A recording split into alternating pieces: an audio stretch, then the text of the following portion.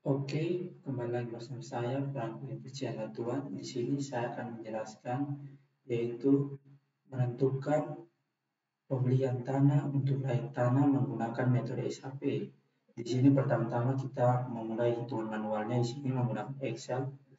Di sini pada tabel kedua ini adalah tabel alternatif. Di sini kita bisa memasukkan angka secara random maupun menggunakan rumus. Di sini saya menggunakan angka random saja. Setelah itu, saat kita memasukkan angkanya, di sini kita harus menentukan dulu berapa alternatif yang tersedia. Di sini karena studi kasus saya yaitu mencari tanah layak tanam, yaitu di sini saya menyiapkan 6 alternatif yaitu kualitas tanah, ketersediaan air, topografi atau tempatnya, iklim, infrastruktur, biaya. Lalu dari semua di sini saat kita sudah memasukkan 6 kriteria dan alternatifnya, lalu kita memasukkan angka random. Setelah itu kita mulai menghitung.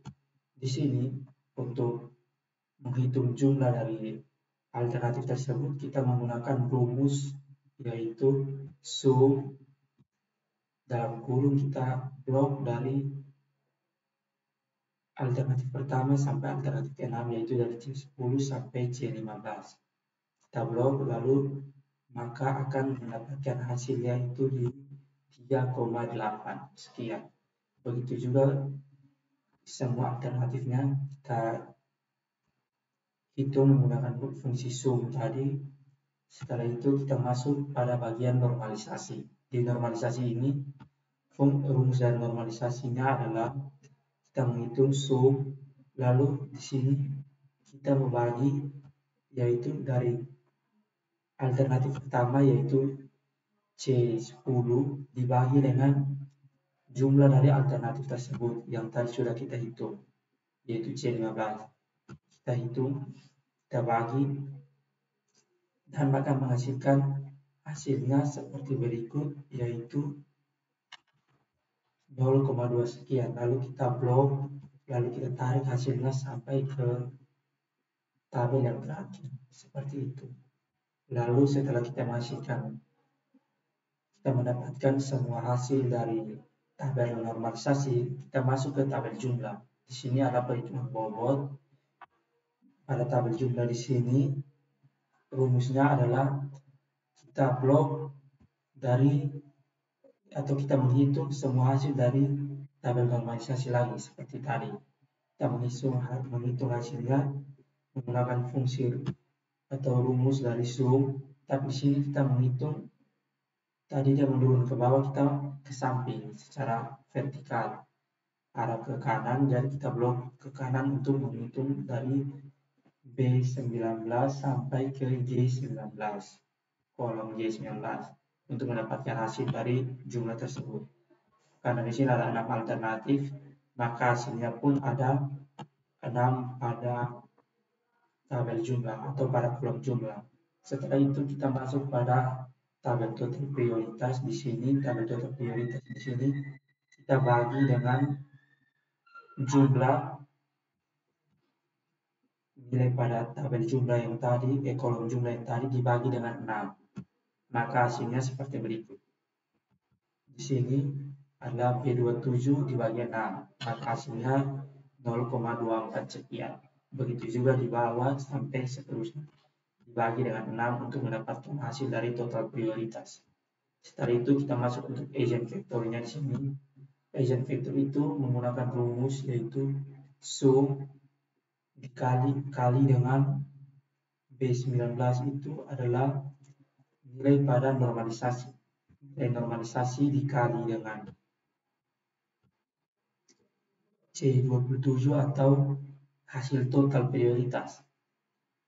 Jadi di sini agent vektor adalah nilai normalisasi dikali dengan total prioritas lalu ditambah begitu terus sampai mendapatkan 6 nilai. Setelah itu baru kita jumlahkan, maka hasilnya akan berada pada agent vektor. Lalu pada agent vektor di sini kita mencari nilai T. Nilai T di sini kita jumlahkan dari nilai agent vektor dibagi dengan nilai jumlah. Jadi di sini adalah eigenvector dibagi jumlah ditambah begitu terus sampai mendapatkan nilai hasil dari T. Lalu di sini untuk mencari nilai C itu adalah hasil dari nilai T dikurangi 6 lalu dibagi 6 kurang 1. Maka akan mendapatkan nilai hasil dari C. Lalu pada nilai R ini itu adalah fungsi absolut atau nilai absolut yang yaitu karena di sini saya menggunakan 6 alternatif maka nilainya adalah 1,24. Lalu untuk mendapatkan hasil akhir atau nilai konsisten di sini adalah menggunakan rumus C dibagi dengan nilai R, maka hasilnya adalah nilai konsisten. Oke, setelah itu kita akan masuk ke scriptnya. Di sini kita menggunakan bahasa pemrograman Python. Di sini kita masukkan dulu import num-nya karena di sini menggunakan NumPy. Lalu di sini kita masukkan matriks atau nilai dari tabel normalisasi, tabel kedua yang normalisasi. Bukan, tabel kedua dari tabel alternatif ini. Kita masukkan 6 alternatif atau 6 nilai dari tabel alternatif. Lalu di sini setelah itu kita masuk pada script yaitu menghitung jumlah kolom. Di sini menggunakan kolom .sum dengan fungsinya seperti berikut. Lalu kita masuk pada normalisasi matriks. Setelah itu kita menghitung eigenvalue-nya dan eigenvector yang tadi. Lalu setelah itu kita masuk ke penghitungan nilai eigenvalue yang paling dominan atau yang bisa dibilang yang paling teratas seperti itu. Lalu masuk pada nilai konsisten atau CI. Lalu setelah itu nilai RI atau nilai R, referensi indeks, dan hasil terakhir adalah nilai konsistensi. Nilai konsisten atau nilai konsisten seperti itu. Lalu kita memanggil cek konsisten atau kita mengetahui apa dia konsisten atau tidak. Setelah itu kita masuk ke mencetak atau print dari hasil tersebut, matriks dan juga hasil konsistensi. Oke, kita panggil yang tadi dari nilai T, C, R, dan nilai konsisten menggunakan rumus atau script berikut. Setelah itu kita run, maka hasilnya seperti ini. Di sini dia akan menunjukkan matriks normalisasinya dulu.